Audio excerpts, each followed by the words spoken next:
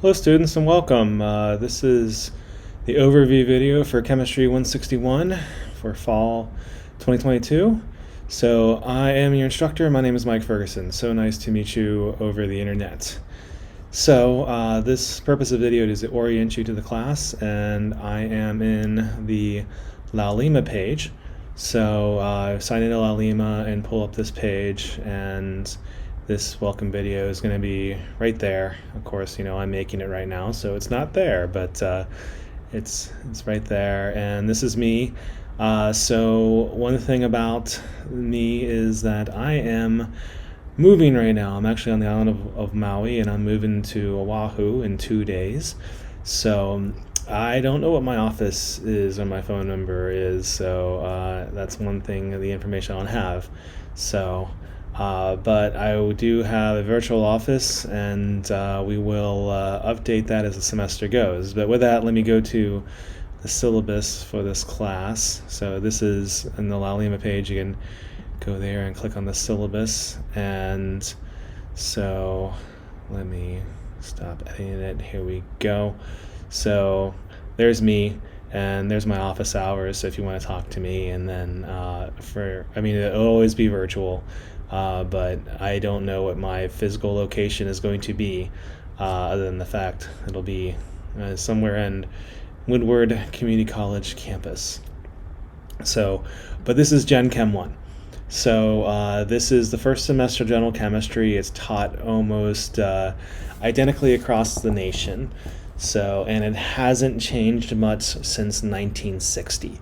So there's an interesting thing about this class. Some things have changed. We have prettier textbooks.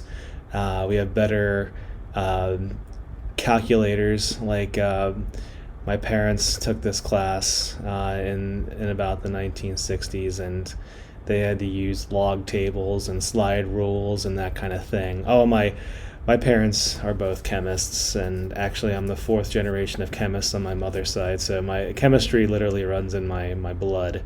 So, but if someone if you were to go back in time and take chemistry class in 1960, it'd be very similar to this class. Of course, it wouldn't be online, right? Because the internet wasn't invented yet, and but the content would be remarkably similar. So interesting thing about this class, and a lot of people take it. So I'm sure you're taking it for requirements.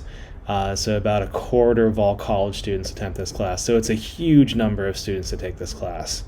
And thank you for choosing me to be your instructor for this class. So the requirements of the textbook, it's something called IDAP. And if you see here, this vital source, if you click on this, and then you will have it's going to look different for you because you're a student. I'm an instructor. I've already set this up, but you're going to click that and you're going to set it up, and then you can open up your mastering. So I don't know, can you do this here? I guess you can go into mastering assignments as well.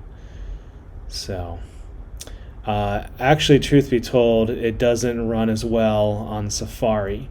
So it tends to run better off of Chrome is supposed to be the best, but I personally prefer Firefox myself.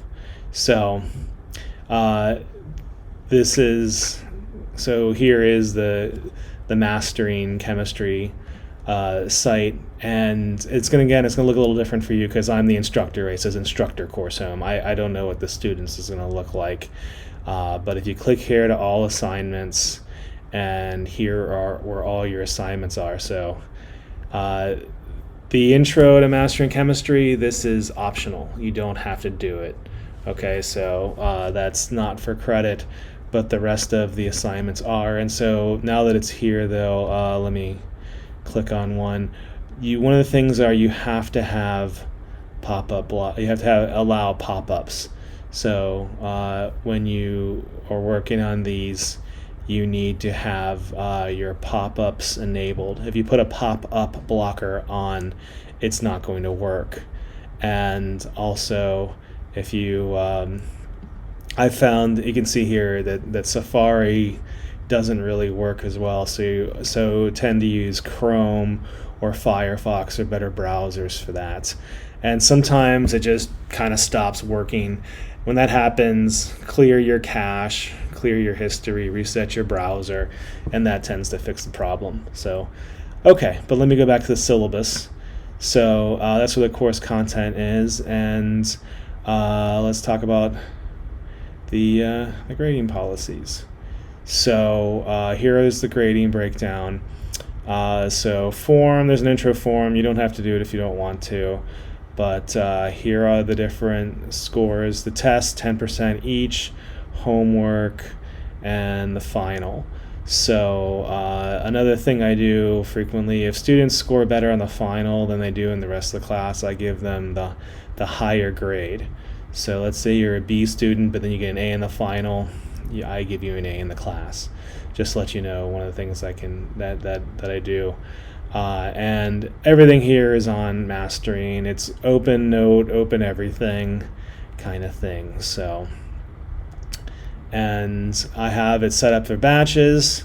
So chapters 1 through 4, September 21st, 5 through 7, October 19th, 8 and 9, November 23rd, 10, 11, December 8th, and then the final due at the end of final weeks, at the end of final week. So, and I will send you an email or announcement at the start of the week reminding you of the due dates. So, and on Thursdays I also send out a kind of a feel-good email. So you'll hear from me at least twice a week. So, as far as really what kind of communication you'll have with me, I'm usually pretty fast when it comes time to, if you ask me a question, I'll try and give you an answer as fast as I can. Sometimes, like I might be in the line at the grocery store, or I might be driving, and I might just use talk to text or something like that. So, or if I might, if I'm waiting in the line in the movie theater, just that's what I'll check to see, with my cell phone. So if you get a brief response from me, I'm on my cell phone, but I usually try to get back to you as soon as I can. But I officially say within a working day, or a business day, right? If you and it just depends if I'm traveling or not, right? So if it's Labor Day and I'm going somewhere and you write me on a Sunday, I may not write back till Tuesday because Monday's the holiday. So just so you know. And also I'm a biological intelligence. I'm not an artificial intelligence. Biological intelligence do things like sleep at 4 a.m. So if you write me at 4 a.m, I'm not going to write you right back. I'm probably asleep. So please keep that in mind as far as my own the limits of my own flesh. So, okay, so but the grading breakdown there. So, and all this stuff is found on mastering. And one of the problems with this is Lalima is a learning management system called Sakai, and it's an open source. So Sakai, since it's open source and free, it does not. It's low quality compared to other learning management systems. If you're familiar with something like Canvas or Blackboard, then this is going to be a learning curve for you. And because of that, the integration is not the same. So you're not going to have grades synced and integrated like you would for the other systems. So keep that in mind as far as your grades. So at least as far as the assignment. Oh, and for the course content, if you see here, I have these tabs here, the lessons. If I'm clicking chapter 2, so, and it's loading. Come on, chapter 2. Here we go.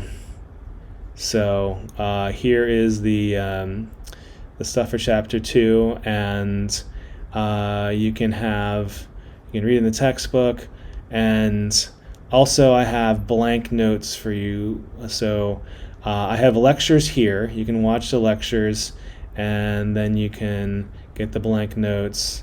And then you have the finished lecture notes. So the ones that I've have the blank notes, and I explain them in the video, and then you can have the finished notes. I just go over some of the elements here for the second video. That doesn't really need anything.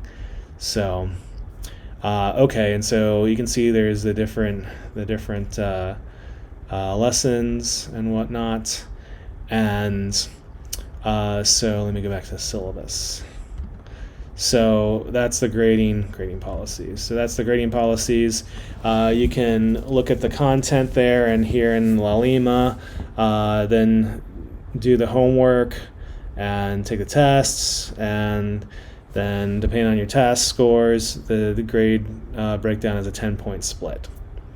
So hopefully that answers, well, hopefully that generally explains how the course goes.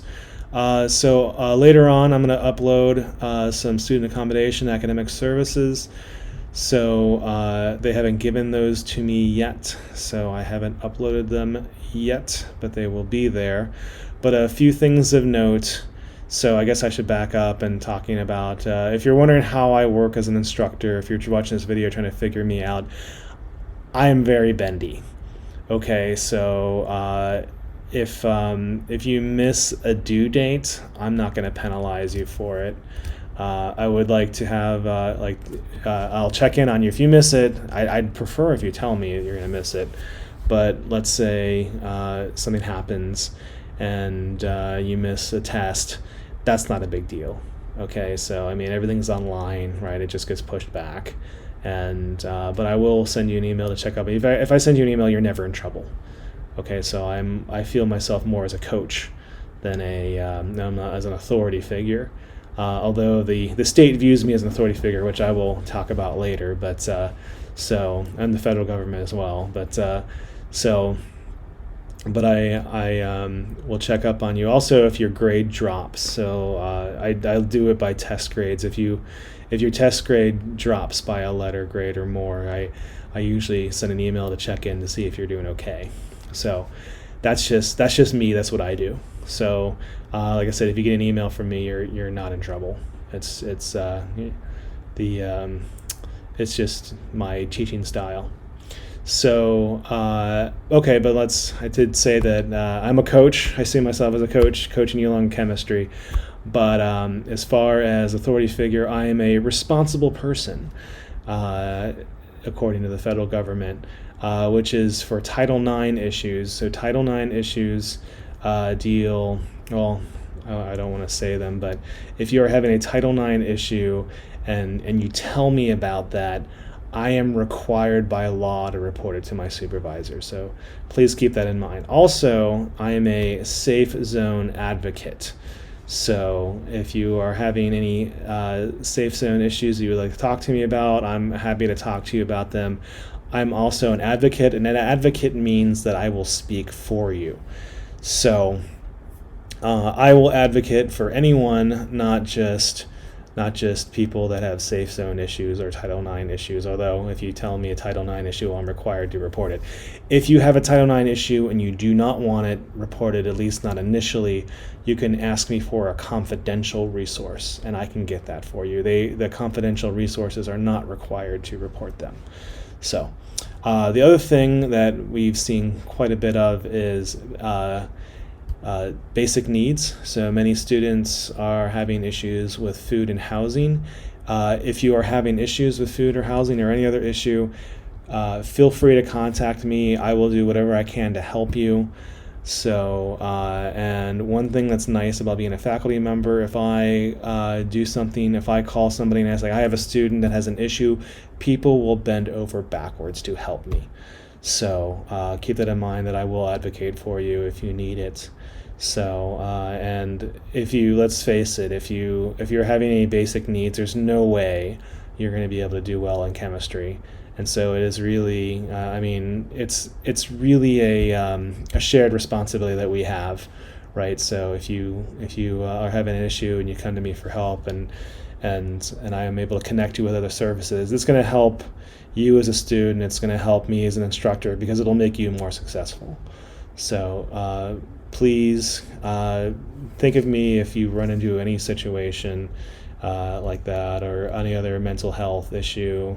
If you feel comfortable coming to me, or you can just like say, hey, can I get connect me with some services dealing with mental health or physical health? I will connect you up as well. But I hope that's not the case, right? So I mean, I'm for the vast majority of my students, it's smooth sailing, wonderful semester. They learn, they fill their heads full of all this chemistry goodness, and they go on and have cheerful, happy lives.